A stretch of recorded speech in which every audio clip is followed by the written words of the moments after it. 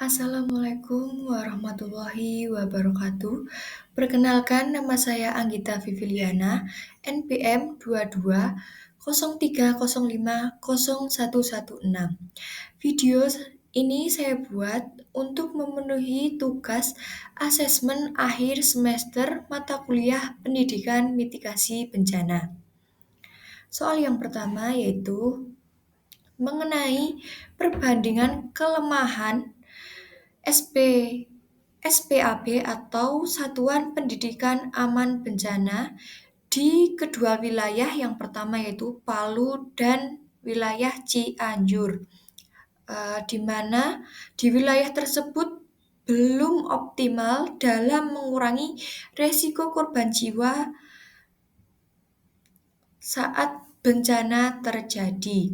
Faktor-faktornya yaitu yang pertama ada kesiapan infrastruktur sekolah. Di Kabupaten Palu, masih banyak sekolah tidak memiliki jalur evakuasi khusus saat likuifaksi. Zonasi aman belum diterapkan dengan baik. Sedangkan di Kabupaten Cianjur, beberapa sekolah roboh saat gempa karena struktur bangunan tidak tahan gempa. Jalur evakuasinya pun juga belum jelas.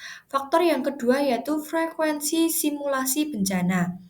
Di Kabupaten Palu, simulasi bencana masih minim, terutama untuk bencana likuifaksi yang tidak umum. Sedangkan di Kabupaten Cianjur, simulasi gempa jarang dilakukan dan sebagian hanya formalitas. Untuk faktor yang ketiga yaitu partisipasi guru atau orang tua. Di Kabupaten Palu masih rendah pelatihan mitigasi bagi guru dan orang tua. Begitupun juga di Kabupaten Cianjur. Partisipasi orang tua masih pasif. Guru minim pelatihan tanggap darurat. Yang selanjutnya yaitu rekomendasi solusi berbasis bukti. Poin A yaitu aspek geografis dan demografis. Di Palu berada di zona patahan aktif dan rawan likuifaksi. Sekolah-sekolah seharusnya berada di zona yang lebih stabil atau dibangun dengan desain tahan guncangan tanah ekstrim. Sedangkan di Cianjur dari segi geografisnya sering mengalami gempa dangkal. Sekolah harus didesain tahan gempa ringan hingga sedang dan dilengkapi dengan titik kumpul evakuasi yang aman. Selanjutnya, poin B tentang integrasi teknologi, yaitu di Palu gunakan peta resiko berbasis GIS untuk memetakan sekolah-sekolah di wilayah rawan likuifaksi. Sistem peringatan dini dapat dikembangkan berbasis sensor tanah dan getaran. Sedangkan di Cianjur, dapat memasang aplikasi peringatan gempa dan alarm evakuasi otomatis di sekolah. Gunakan modul pembelajaran digital untuk simulasi bencana. Untuk justifikasi solusi dengan referensi kebijakan, solusi di atas sejalan dengan Permendikbud nomor 33 tahun 2019 tentang SPAB yang mengatur pertama, penguatan kapasitas sekolah dalam menghadapi bencana, yang kedua, pelibatan warga sekolah dan masyarakat dalam pelatihan mitigasi, dan yang ketiga yaitu pengembangan kurikulum kebencanaan dan integrasi sistem informasi risiko. Yang selanjutnya yaitu soal nomor 2 tentang evaluasi efektivitas program drill berencana di SD Negeri 1 Garut. Kritik terhadap frekuensi dan metode drill, yaitu program drill berencana yang hanya dilakukan 1 kali dalam setahun dinilai tidak cukup efektif dalam membangun kesiapsiagaan yang kuat. Menurut siklus manajemen bencana atau pencegahan kesiapsiagaan, tanggap darurat dan pemulihan, Simulasi bencana seharusnya dilakukan secara berkala minimal 3 sampai 4 kali per tahun agar siswa dapat merespons secara refleks dan tepat saat bencana nyata terjadi. Metode drill yang hanya bersifat latihan keluar kelas tanpa narasi konteks, tidak menjelaskan tindakan sebelum, saat, dan sesudah gempa, serta tidak diikuti dengan evaluasi membuat siswa hanya mengikuti kegiatan secara pasif. Karena di SD Negeri 1 Garut ini hanya melakukan kegiatan drill ini selama 1 kali dalam 1 tahun dan ini dirasa kurang efektif. Selanjutnya, dampak psikologis pada siswa jika hanya dilakukan 1 kali drill, yaitu simulasi yang dilakukan secara tiba-tiba tanpa penjelasan bisa menyebabkan trauma atau kecemasan berlebihan terutama pada siswa kelas rendah. Studi kasus di beberapa sekolah menunjukkan bahwa bisa mengalami gangguan tidur atau ketakutan berlebih setelah simulasi gempa jika tidak ada penanganan psikososial setelahnya. Simulasi yang baik seharusnya disertai sesi pendekatan emosional dan refleksi seperti tanya jawab atau cerita dari guru mengenai pentingnya latihan. Keterlibatan pemangku kepentingan, yaitu yang dimaksud itu yaitu pelaksanaan drill yang hanya difokuskan pada sekolah tanpa melibatkan BPBD, yaitu Badan Penanggulangan Bencana Daerah. Orang tua siswa juga perlu dilibatkan maupun relawan membuat latihan tidak menyeluruh. Padahal menurut teori Comprehensive School Safety Framework atau CSSF, kolaborasi antara pemangku kepentingan sangat penting untuk membangun budaya tanggap bencana yang berkelanjutan. Keterlibatan BPBD dapat memberikan pelatihan langsung, sementara orang tua berperan penting dalam menenangkan anak pasca simulasi dan meneruskan edukasi di rumah.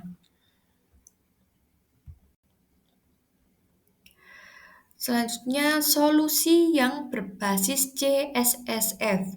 Salah satu solusi efektif adalah mengintegrasikan konten mitigasi dalam mata pelajaran IPA atau IPS. Misalnya, dalam pembelajaran IPA membahas struktur tanah rawan gempa. Jadi siswa diberi materi tentang struktur tanah, mana tanah yang rawan gempa dan tanah yang tidak rawan gempa. Kemudian dalam pembelajaran IPS bisa menjelaskan peta wilayah rawan bencana di Indonesia agar siswa juga tidak buta dengan peta. Dengan begitu, siswa tidak hanya melakukan simulasi, tetapi juga memahami mengapa simulasi itu penting secara keilmuan. Selanjutnya yaitu usulan evaluasi pasca drill.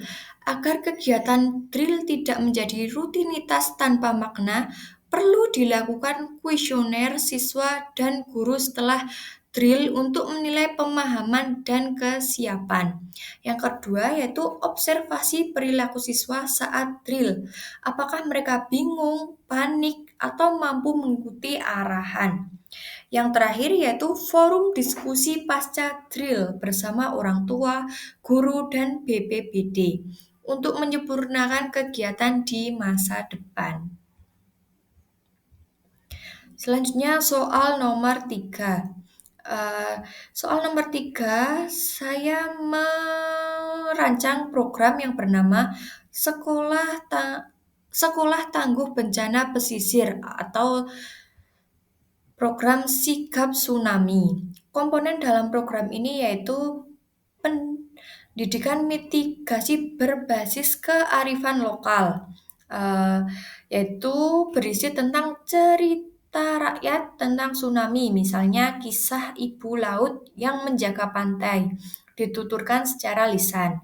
Yang kedua yaitu lagu daerah dikreasikan menjadi lagu evakuasi tsunami yang liriknya mengajarkan arah evakuasi dan tanda-tanda alam. Yang ketiga yaitu permainan tradisional seperti ular naga atau bentengan dimodifikasi menjadi simulasi evakuasi.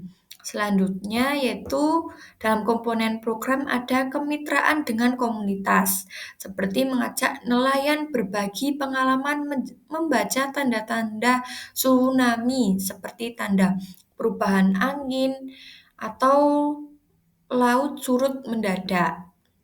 Yang kedua yaitu tokoh adat, pemimpin upacara adat rutin untuk menghormati alam dan menyisipkan pesan mitigasi. Yang terakhir yaitu pelatihan bersama BPBD dan Karang Taruna dan juga Posyandu. Yang selanjutnya yaitu sekolah tangguh bencana, komponennya yaitu teknologi sederhana memanfaatkan sirine tsunami dari botol bekas yang diisi pasir atau kerikil dan digantung untuk menghasilkan bunyi jika digoyang. Kemudian ada rambu visual, yaitu mural arah evakuasi di dinding sekolah dan jalan sekitar agar mengetahui arah. Yang terakhir yaitu kotak siaga yang terbuat dari ember cat berisi senter, peluit, dan kotak P3K dari barang daur ulang.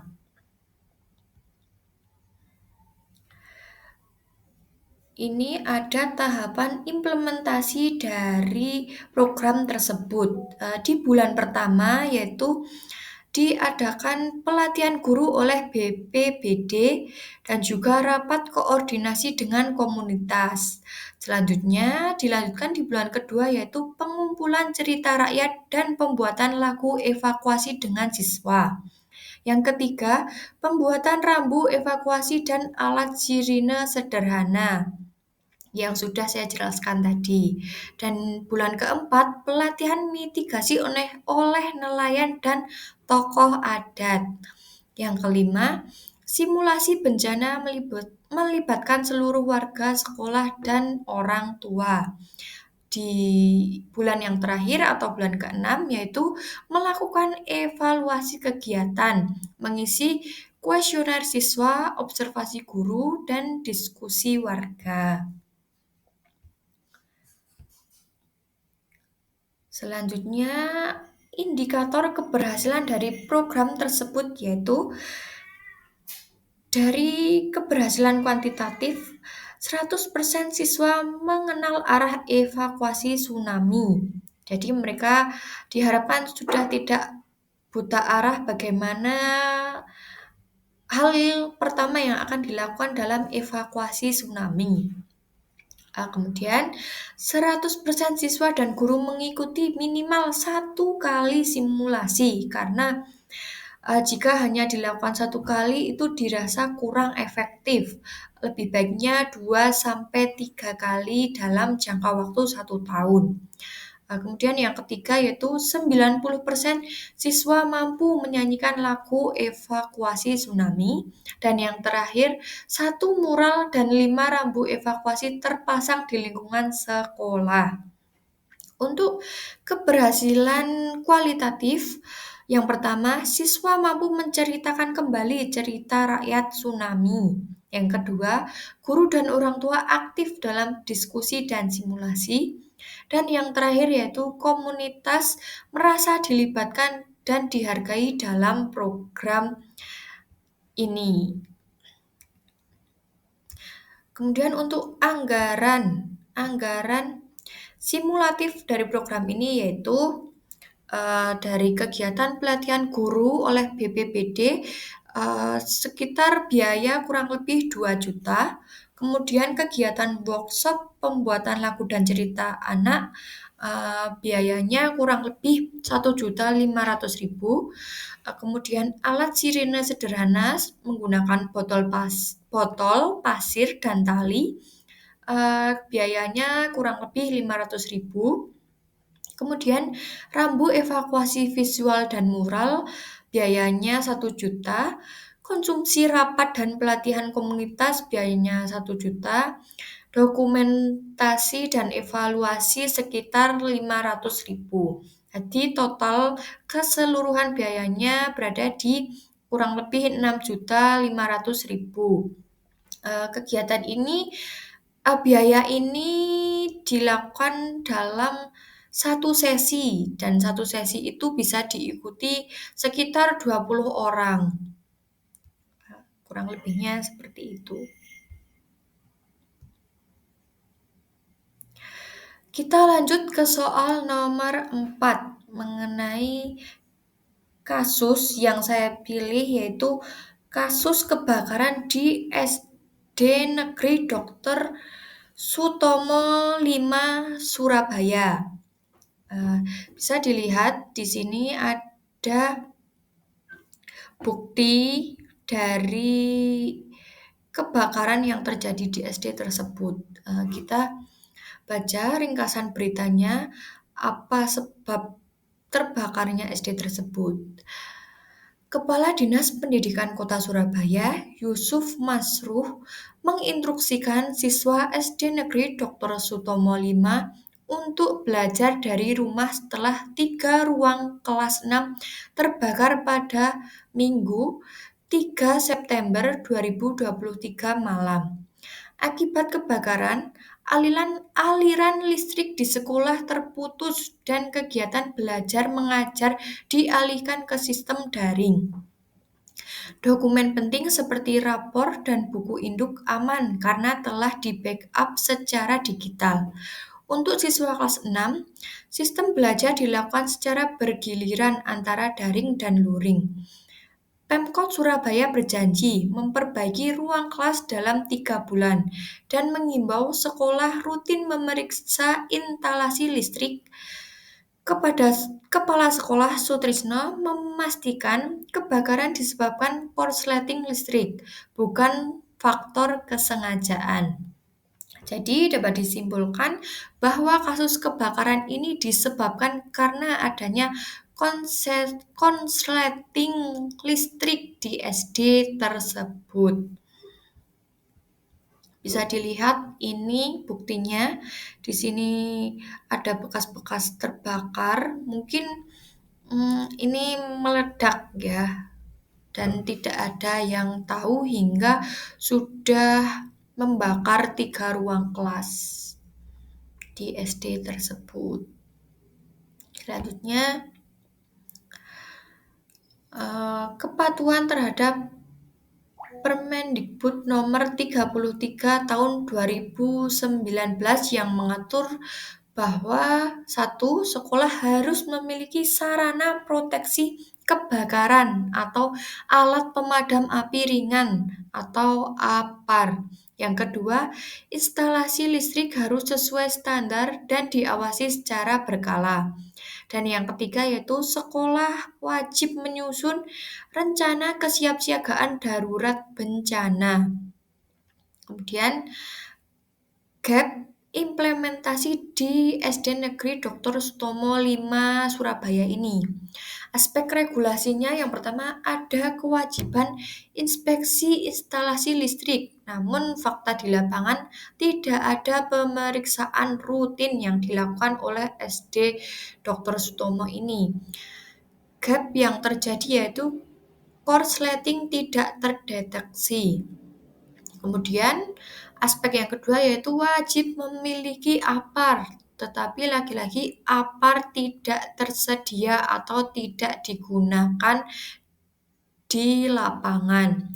Gap yang terjadi yaitu tidak ada alat pemadam saat kejadian. Yang ketiga yaitu harus ada pelatihan evakuasi siswa, namun SD Negeri Dr. Sutomo ini tidak pernah melakukan simulasi kebakaran, sehingga siswa panik tidak tahu jalur evakuasi. Jadi, memang pelatihan evakuasi ini sangat penting dilakukan di SD, di sekolah-sekolah.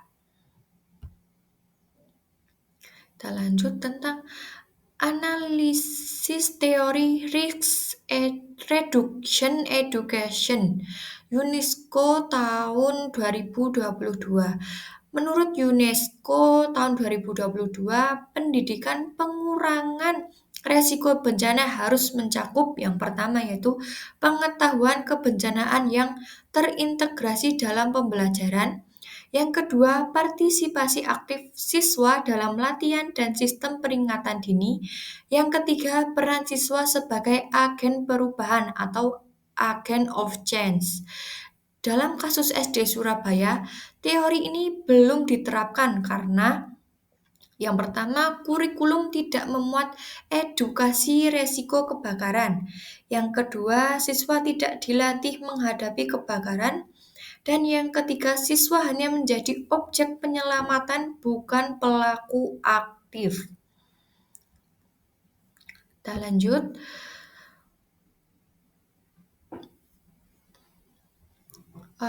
Di sini saya membuat protokol inovatif yang bernama Junior Fire Marshal, di mana siswa dilatih menjadi agen pemadam awal dan evakuator darurat.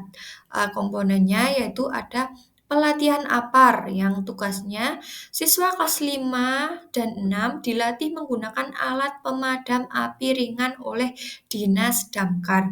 Kenapa di sini dipilih kelas 5 dan 6? Karena saya memilih kelas tinggi agar lebih mudah dalam pengkondisiannya. Kemudian, komponen yang kedua, deteksi bahaya. Siswa dilatih mengenali tanda korsleting seperti bau kosong, percikan, dan panas kabel. Komponen yang ketiga tentang evakuasi terarah. Latihan jalur evakuasi dengan peran komandan regu evakuasi siswa. Jadi nanti komandan regu yang akan mengarahkan lewat mana jalur evakuasi. Kemudian komponen yang keempat, piket keamanan. Tiap kelas punya 2 petugas piket atau marshal setiap minggu. Itu harus ada di setiap kelasnya. Kemudian yang terakhir, integrasi dalam mapel IPA atau PKN. Disampaikan mungkin pelajaran tentang listrik dan keselamatan. Guru bisa menjelaskan itu dan juga mengkreasikan menjadi pembelajaran kontekstual. Di sini saya juga sudah membuat poster tentang Junior Fair Marshal ini. Di sini Junior Fair Marshal, agen pemadam awal dan evakuator darurat. Pertama, melakukan deteksi awal bau kosong, kabel panas atau berasap.